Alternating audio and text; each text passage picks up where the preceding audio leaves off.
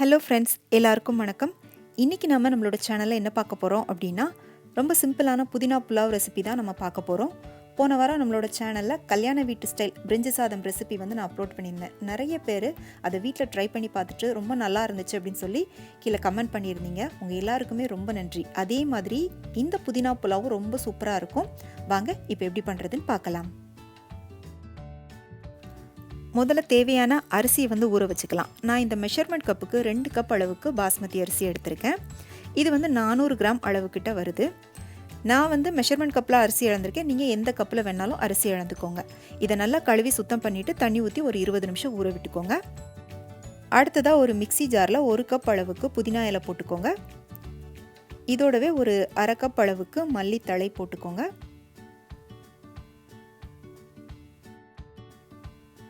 இதோட ஒரு 2 இன்ச் அளவுக்கு இஞ்சியை நல்லா தோல் சீவிட்டு இந்த மாதிரி கொஞ்சம் பெரிய பெரிய துண்டுகளாக கட் பண்ணி போட்டுக்கோங்க. அடுத்ததாக ஒரு 6 பல் பூண்டு போட்டுக்கோங்க. காரத்துக்காக ஒரு 3 பச்சை மிளகாய் போட்டுக்கலாம். இதில் காரம்னு பார்த்தீங்கன்னா பச்சை மிளகாவோட காரம் தான்.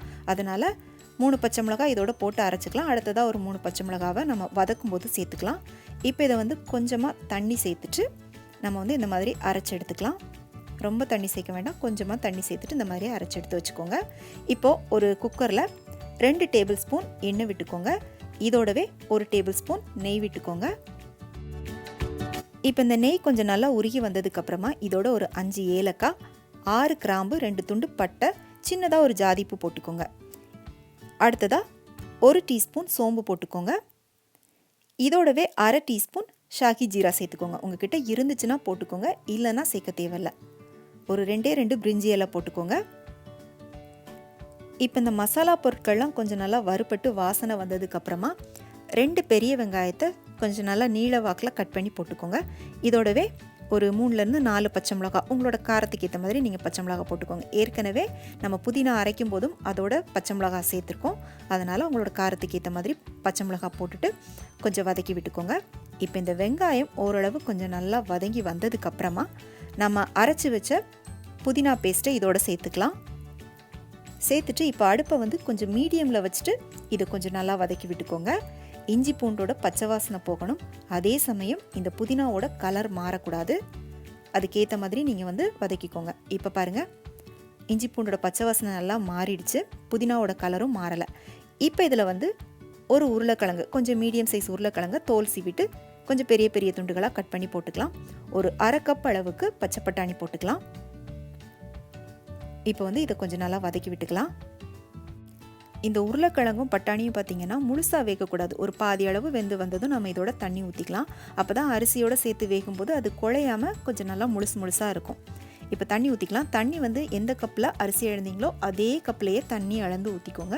இன்றைக்கி நான் 2 கப் அரிசி எடுத்ததுனால 3 கப் அளவுக்கு தண்ணி ஊற்றிருக்கேன். ஏன்னா நம்ம அரிசியை 20 நிமிஷம் ஊற விட்டுருக்கோம். அதனால் 2 கப் அரிசிக்கு 3 கப் தண்ணி போதும்.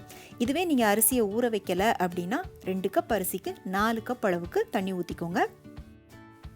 இப்போ தேவையான அளவுக்கு உப்பு சேர்த்துட்டு நல்லா கலந்து விட்டுக்கோங்க. இப்போ இது நல்லா கொதித்து வந்ததுக்கு அப்புறமா தான் நம்ம இதோட அரிசியை போட்டுக்கணும். பாருங்கள், இப்போ இது நல்லா கொதிச்சிருச்சு. இப்போ இதில் நம்ம ஊற வச்ச அரிசியை போட்டுக்கலாம். நம்ம பிரியாணி பண்ணுறதா இருந்தாலும் சரி, புலாவ் பண்ணுறதா இருந்தாலும் சரி, இந்த மாதிரி தண்ணி நல்லா கொதித்து வந்ததுக்கு அப்புறமா தான் அரிசியை போட்டுக்கணும். இப்போ இதோட புளிப்புக்காக ஒரு 2 டேபிள் ஸ்பூன் லெமன் ஜூஸ் ஊற்றிக்கலாம். சும்மா ஒரு அரை டீஸ்பூன் மட்டும் சர்க்கரை போட்டுக்கலாம். இது ஆப்ஷனல் தான், நீங்கள் வேணால் போட்டுக்கோங்க, இல்லைன்னா சேர்க்க தேவையில்லை. இப்போ இந்த தண்ணி கொஞ்சம் வற்றி வந்ததுக்கப்புறமா நம்ம தம் போட்டோன்னா கரெக்டாக இருக்கும். அதனால் இது கொஞ்சம் வத்தட்டும். இப்போ பார்த்தீங்கன்னா தண்ணி கொஞ்சம் வத்திருச்சு. ரொம்ப வற்றக்கூடாது. அரிசிக்கு மேலே ஒரு 1/4 இன்ச் அளவுக்கு தண்ணி இருக்கணும். பாருங்கள், இதுதான் உங்களுக்கு தம் போடுறதுக்கு கரெக்டான பக்குவம். இப்போ இதை நம்ம தம் போட்டுடலாம். இப்போ தம் போடுறதுக்காக ஒரு தோசைக்கல் இல்லைனா ஒரு தோசை தவா எடுத்துக்கோங்க. நான் யூஸ் பண்ணாத ஒரு தோசை தவா எடுத்திருக்கேன். இப்போ இந்த தவாவை மட்டும் அடுப்பில் வச்சு ஹை ஃப்ளேமில் வச்சு இதை ஒரு 5 நிமிஷத்துக்கு நம்ம நல்லா சூடு பண்ணிக்கணும். அதுக்கப்புறமா இந்த குக்கரை அது மேலே வச்சுட்டு இதை ஒரு மூடி போட்டு மூடி அதுக்கு மேலே ஒரு பாத்திரத்தில் சுடு தண்ணியை வச்சுட்டு அடுப்பை சிம்முக்கு மாற்றிக்கணும். சிம்மில் மாற்றிட்டு ஒரு 20 நிமிஷம் இதை நம்ம குக் பண்ண போகிறோம். 20 நிமிஷத்தில் 10 நிமிஷம் கேப்பில் வந்து இதை ஒரு தடவை நம்ம ஓப்பன் பண்ணி ஒரு தடவை நல்லா கலந்து விட்டுட்டு அதுக்கப்புறமா திரும்பவும் மூடி போட்டு மூடி ஒரு 10 நிமிஷம் இதை நம்ம குக் பண்ணணும். இப்போ 10 நிமிஷம் ஆயிடுச்சு, நான் ஓப்பன் பண்ணியிருக்கேன். இப்போ வந்து பார்த்திங்கன்னா அரிசி வந்து ஒரு 3/4 வாசி தான் குக் ஆகிருக்கு. இதை வந்து லைட்டாக நம்ம கலந்து விட்டுக்கலாம். இந்த மாதிரி ஒரு தடவை நம்ம ஓப்பன் பண்ணி கலந்து விடும்போது இந்த ரைஸ் எல்லாம் வந்து உங்களுக்கு ஒன்று போல் ஈவனாக வந்து வெந்திருக்கும். ஒன்று வெந்து ஒன்று வேகாமல் இருக்காது, எல்லாம் ஒன்று போல் ஈவனாக குக் ஆகிருக்கும். இப்போ நல்லா கலந்தாச்சு. இதை திரும்பவும் மூடி போட்டுட்டு அந்த தண்ணி இருக்கிற பாத்திரத்தை திரும்பவும் மேலே வச்சுட்டு ஒரு 10 நிமிஷம் நம்ம வந்து இதை வேக விட்டுக்கலாம். இப்போ வந்து இதுக்கு தேவையான முந்திரியையும் திராட்சையும் நம்ம இந்த கேப்பில் வறுத்துக்கலாம்.